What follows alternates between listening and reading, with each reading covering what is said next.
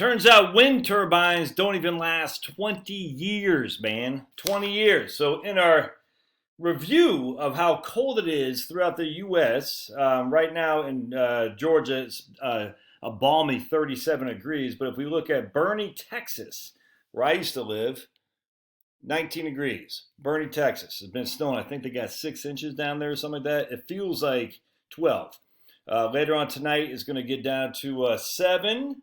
And who knows what it's going to feel like there. So we have intermittent, we have power, rolling blackouts and whatnot because Texas, unfortunately, relies significantly on wind. Good time. So let's read this. Bernie is South Texas. That's not North Texas, South Texas. According to the National Renewable Energy Lab, NREL, dateline February 10th, 2021, from the American Center for the American Experiment, by the way, wind turbines are supposed to have a useful lifetime of 20 years. But real-life evidence showed that the wind turbines don't even last as long before they are torn down and repowered, so wind companies can soak up more of your tax dollars. This is why Xcel Energy is spending between $750 million on repowering wind projects built between 2008 and 2015. It's all a scam. It's all about the subsidies, baby. Thanks to a subsidy that has been temporary since 1992, wind turbines receive a federal tax credit of $24 for every megawatt hour generated. Wind is cheap energy! The most recent extension of these temporary tax credits locks in the wind development at 60% of the original subsidy, or $18 per megawatt hour, according to US EIA, Energy Information Administration. Wind turbines don't receive this tax subsidy for their entire lives, however. The subsidy expires after the first 10 years of a project's life, and as such, a report from Lawrence Berkeley National Labs shows the average age of repowered turbines was 11 years. Meaning electric companies are spending millions of dollars to help themselves to more of your tax dollars and increase electricity prices at the same time. Retrofitted turbines in 2019, changes in average hub height, rotor diameter, capacity, and specific power. And you can see we have 1,800 turbines are retrofitted in 2019 via partial repowering. Partial repowering most often led to changes in rotor diameter and modest changes to nameplate capacity. Tower height was rarely changed. This means the average age of turbines retrofitted in 2019 was all of 11 years.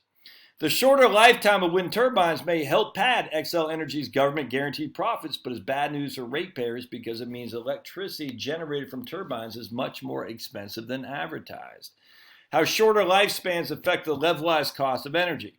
The cost of generating electricity is often expressed using a metric called levelized cost of energy, LCOE, which attempts to figure out the cost of each energy source per unit of electricity generated. In simpler terms, it's like comparing the cost of driving different cars for each mile driven, taking things into account like upfront costs, gas mileage, and the cost of fuel. The more miles you drive, the lower the cost per mile. That would be economies of scale in economic terms. If wind turbines are only operating for half of the original life, it means they're generating fewer units of electricity, which makes the levelized cost of electricity much higher than advertised. Shocking. In fact, one thing that cracks me up, all these people, we can produce 5 megawatts of electricity. Well, that's the nameplate. That's not what, understand what nameplate is to actual production. It's actually kind of funny. You'll kind of chuckle. For this example, I use Region 3 MISW assumptions for capital costs and fixed operational and maintenance costs from Table 3 of the 2021 assumptions to the annual energy outlook. So levelized cost of energy is $37.57 per megawatt hour. A levelized cost of energy is $51.58. What's the difference here? I'm not sure what the difference is here. So we got two level. Oh, I guess this is one. If a wind operates for 20 years. 20 years right here. So if we have a 20-year period where the wind operates, they're going to get $37 per megawatt hours. That's what the levelized cost of energy.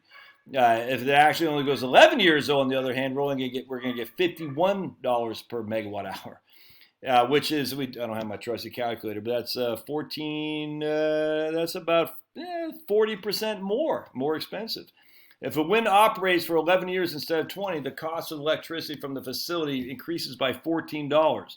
That represents a 37% increase. I said 40. Look at that. Old Josh. And the cost of wind energy. I just had that on top of my head. That's how mathematical I am. It means that the new wind is far more expensive than continuing to operate Minnesota's existing coal, nuclear, and natural gas facilities.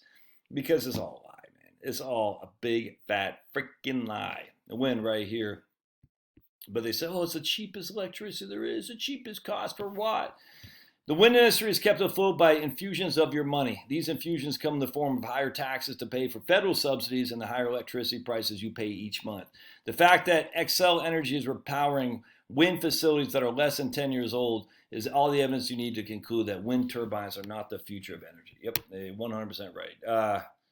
A surprise. The subsidy stops on the old. The subsidy stops on the old towers, and new subsidy towers magically appear. Who could have predicted that? Yep.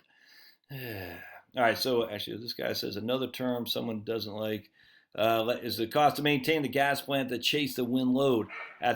All that cycling tears up the gas turbines and boilers, resulting in millions of dollars that otherwise wouldn't have occurred as fast. Yeah, exactly.